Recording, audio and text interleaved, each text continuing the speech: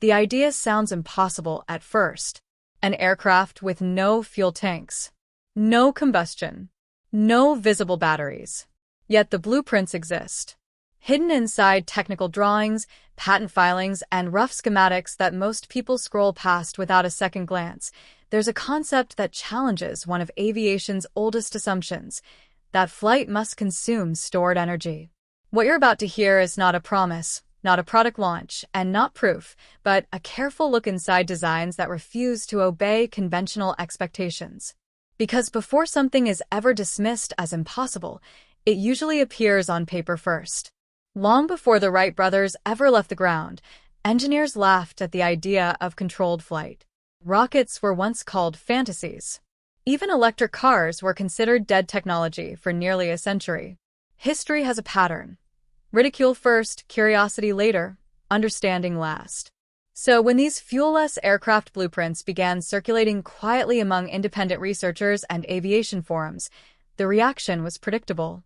Skepticism, then silence, and then, slowly, questions. The drawings don't look dramatic at first glance. No exotic wings. No alien shapes. In fact, the airframe looks almost boringly conventional. High-aspect wings. Lightweight composite fuselage. A layout similar to experimental gliders or long-endurance UAVs. The difference isn't what you see. It's what's missing. No fuel system. No jet intake. No exhaust. Instead, the blueprints focus obsessively on energy flow rather than energy storage. Every surface, every cavity, every structural element is annotated not just with mechanical loads, but with electromagnetic behavior. Conductive paths, resonant chambers, shielded loops. This is where the design quietly separates itself from traditional aviation. According to the notes embedded in the schematics, the aircraft is not meant to carry energy. It is meant to interact with it. The concept relies on harvesting ambient energy already present in the environment, radio frequency emissions, atmospheric electrical gradients, and induced electromagnetic fields created by motion itself. Not in isolation, not magically, but as a combined system where small inputs are continuously reinforced rather than depleted. The wings aren't just lifting surfaces. They act as extended collectors, tuned to specific frequency bands. The fuselage isn't just structural, it functions as a resonant cavity, stabilizing energy oscillations. Even the flight path matters. Certain maneuvers increase coupling efficiency, according to the annotations. Critics immediately jump in here, and rightly so. Ambient energy is weak. RF power densities are low. Atmospheric electricity is unpredictable. On their own, none of these sources should be capable of sustaining powered flight. And the blueprints don't deny that. Instead, they propose something more subtle. The system is not designed to generate thrust in the traditional sense. It minimizes energy loss to an extreme degree. Ultra-low drag profiles. Flight regimes optimized for lift-to-drag ratios far beyond conventional aircraft. Control systems that favor stability over speed. In other words, the aircraft survives not by producing large amounts of power, but by needing almost none. This is where comparisons to gliders become important. A glider can stay airborne for hours without an engine by exploiting thermals and airflow patterns.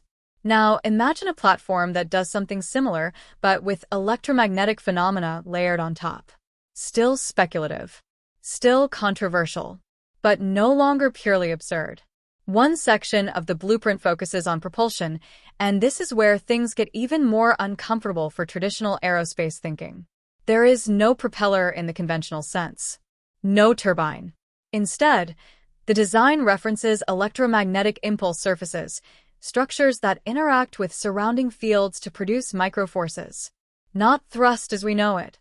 More like continuous nudging. Enough, theoretically, to maintain velocity once airborne, if losses remain extremely low. And that if is doing a lot of work. Every margin is tight. Every assumption must hold. Any inefficiency collapses the entire concept. This is why most mainstream engineers dismiss the idea outright, not because it violates physics, but because it leaves almost no room for error. Yet the blueprints don't claim operational readiness. They don't promise commercial flights. They read like something else entirely. A question. What if flight didn't have to burn something? What if endurance mattered more than speed? What if the future of aviation didn't look like jets, but like silent systems designed to stay aloft indefinitely? Interestingly, the designs don't aim for passenger planes or cargo aircraft. They focus on long-duration platforms, surveillance, atmospheric research, communications relays, roles where staying airborne for days or weeks would be more valuable than moving fast.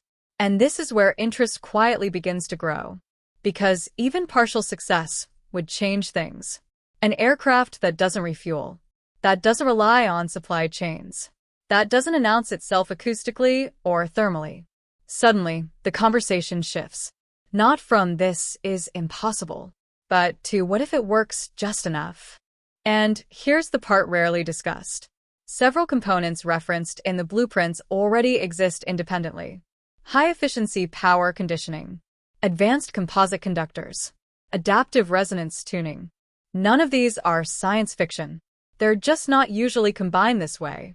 The blueprints don't invent new physics. They rearrange known principles into an architecture that most engineers simply wouldn't bother attempting because it sits uncomfortably between disciplines. Not quite aerospace. Not quite electrical engineering. Not quite atmospheric science. That interdisciplinary gap is where unconventional ideas often hide. Of course, blueprints alone prove nothing. Paper doesn't fly. What matters is whether anyone has attempted to move beyond theory. Whether prototypes exist, whether test data has ever been recorded, even privately, whether failures happened quietly or successes were never meant to be public. And that's where the story doesn't end.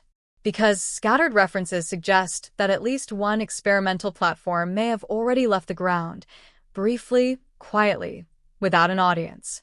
Not as a breakthrough, not as a headline, but as a test. And if that's true, the next question isn't whether fuel-less flight is real. It's why no one seems eager to talk about what happened next.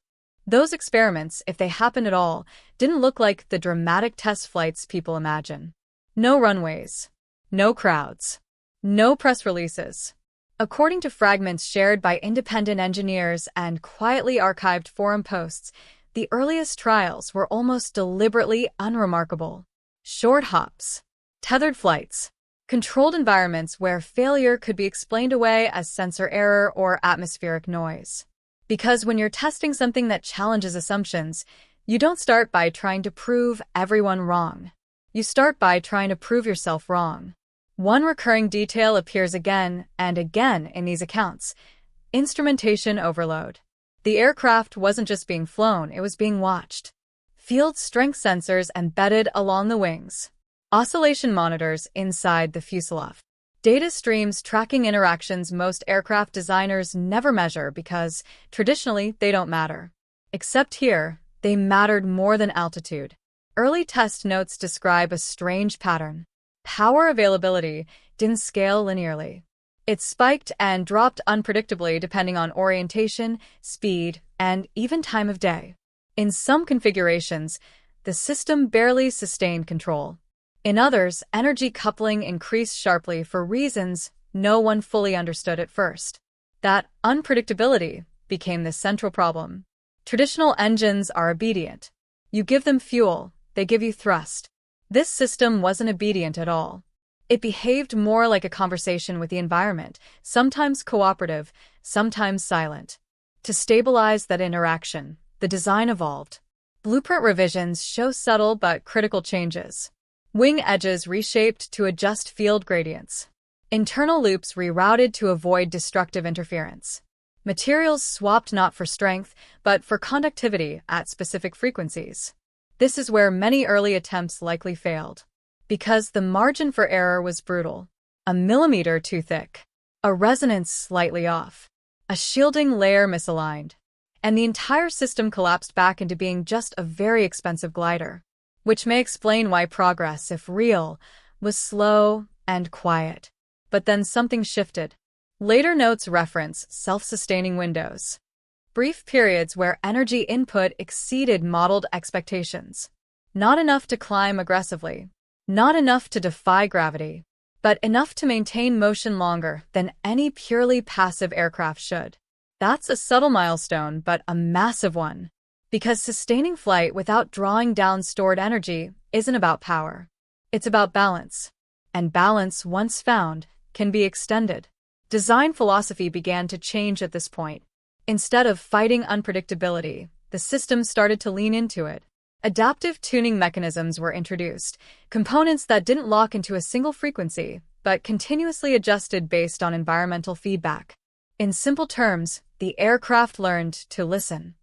Not intelligently, not consciously, but dynamically. If the surrounding electromagnetic environment shifted, the system shifted with it. If coupling weakened, losses were minimized. If conditions improved, efficiency increased. Still fragile, still experimental, but no longer static. This adaptability also explains why replication would be difficult. A successful test in one location wouldn't guarantee success elsewhere. Different cities, different altitudes, different background noise levels.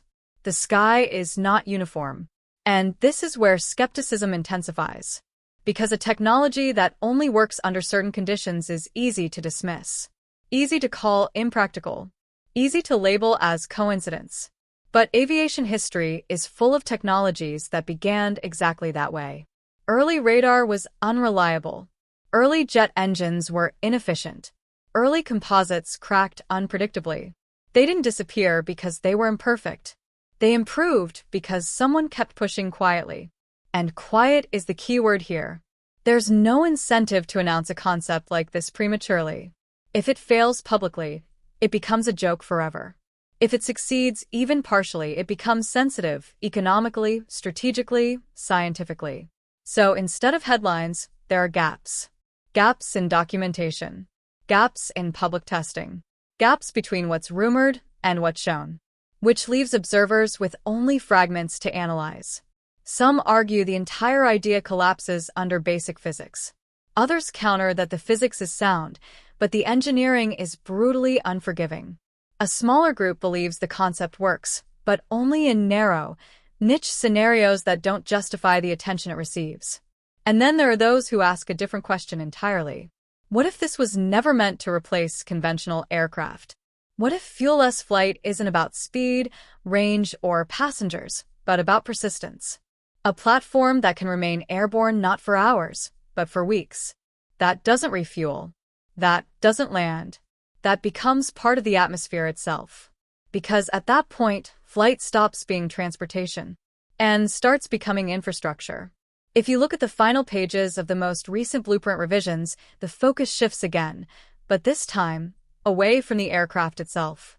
The drawings become less about wings and fuselage and more about context.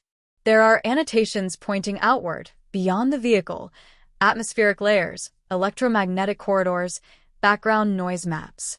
Almost as if the aircraft was no longer the main system, but just one component inside a much larger one. This is where the concept becomes unsettling. Because traditional aviation treats the sky as empty space to be crossed. These designs treat it as an active medium, something to be used, not ignored. Engineers studying the documents noticed that later models reduced onboard complexity. Fewer moving parts. Less internal power routing. Instead, the aircraft's shape and orientation did most of the work. Flight paths weren't chosen for efficiency and distance, but for alignment with invisible forces most aircraft never consider. In other words, navigation itself became a form of energy management. This reframing explains why the idea stalled in conventional development pipelines. Aviation certification demands predictability, repeatability, clear cause and effect. But this system thrives on variables, conditions that change hour by hour, location by location. How do you certify something that adapts to its surroundings in ways that can't be fully isolated in a lab? You don't. At least not easily. And that may be why the work drifted away from commercial aviation altogether. Some analysts believe the blueprints were never meant for passenger planes. Not cargo aircraft. Not even drones in the modern sense. Instead, they point toward a different class of machine entirely, something closer to a long-duration atmospheric platform. Think less airplane, more presence. An object that doesn't rush from point A to point B, but occupies airspace continuously. Watching, relaying, measuring, existing. At that scale, the demands are different. You don't need massive thrust. You need endurance. You don't need speed. You need stability. You don't need fuel, because fuel is a liability when your mission lasts months. And suddenly, the blueprint choices make sense. The obsession with resonance. The emphasis on environmental coupling. The willingness to accept narrow, operational windows. This isn't about breaking aviation records. It's about redefining what flight is for, which raises an uncomfortable possibility. If such a platform were ever perfected, even partially, it wouldn't announce itself with a roar. It wouldn't dominate air shows. It wouldn't need runways. It would already be up there. And you wouldn't notice it. That idea has fueled everything from quiet academic debate to outright conspiracy theories. Some claim unexplained aerial anomalies fit the endurance profile too well. Others dismiss that entirely, arguing there's no credible evidence of sustained fuel-less flight at scale. And they're right, publicly. There is no verified, open demonstration that ends this debate cleanly. Only hints. Only partial disclosures. Only designs that stop just short of confirmation. Which leaves us in a strange position. Not convinced enough to believe. Not informed enough to dismiss. Stuck in the uncomfortable middle where transformative ideas usually live long before they become normal. And that's why these blueprints still matter. Not because they prove fuel-less flight exists, but because they force a question that aviation rarely asks anymore. What if we've been building aircraft to fight the sky, when the sky itself was always part of the system? And once that question is asked, it doesn't go away. It keeps pulling engineers back, keeps skeptics rechecking assumptions, keeps the idea alive, quietly, patiently, waiting for the moment when materials, computation, and understanding finally catch up. And if that moment ever arrives, it won't arrive loudly. There won't be a countdown. No press badge access. No dramatic unveiling beneath stage lights. Because technologies that redefine fundamentals rarely announce themselves as revolutions. They slip in sideways, disguised as experiments, mislabeled as edge cases, overlooked because they don't fit existing categories. The next phase hinted at in the margins of those blueprints reflects that mindset. There are notes about modularity. Airframes designed not as finished products, but as testbeds. Swap one surface. Adjust one geometry. Fly again. Learn. The aircraft becomes less like a machine and more like an evolving hypothesis. And hypotheses don't need applause. They need repetition. This approach also explains why there are no clear timelines, no promised dates, no grand claims of by next year. The designers seemed painfully aware that rushing would kill the idea faster than skepticism ever could. Because the real enemy here isn't disbelief. It's oversimplification. A fuel-less aircraft isn't a single breakthrough. It's an alignment of many small tolerances, materials behaving just right, atmospheric conditions cooperating, control systems responding faster than instability can grow. Miss one piece, and the whole illusion collapses. That's why every successful moment, if it exists, is fleeting at first. Seconds turn into minutes. Minutes into controlled loitering. Loitering into something harder to dismiss. And somewhere between those stages, the narrative changes. The question stops being, is this possible? And becomes, why does this sometimes work? That shift matters. Because once engineers stop trying to disprove a phenomenon and start trying to explain it, progress accelerates. Models get refined. Assumptions get challenged. Old equations get re-examined under new boundary conditions. This is often where outsiders lose patience. They want a verdict. A yes or no. Real or fake. But reality rarely cooperates with binary answers. Especially when the system in question isn't self-contained. The sky doesn't belong to you. You don't control it. You only interact with it. And any technology built on interaction rather than consumption will always feel unstable at first because it is. That instability doesn't mean failure. It means sensitivity. And sensitive systems, once mastered, can be extraordinarily efficient. So the story continues, not forward in a straight line but sideways. Into research papers that never mention aircraft. Into material science experiments that seem unrelated. Into signal processing techniques developed for entirely different industries. Because breakthroughs don't travel alone. They leave fingerprints everywhere. Which means the real progress, if it's happening, won't look like a flying machine breaking clouds. It will look like quiet improvements elsewhere that suddenly make old blueprints readable again. And one day, someone will revisit these designs, not as fantasy, not as prophecy, but as unfinished work.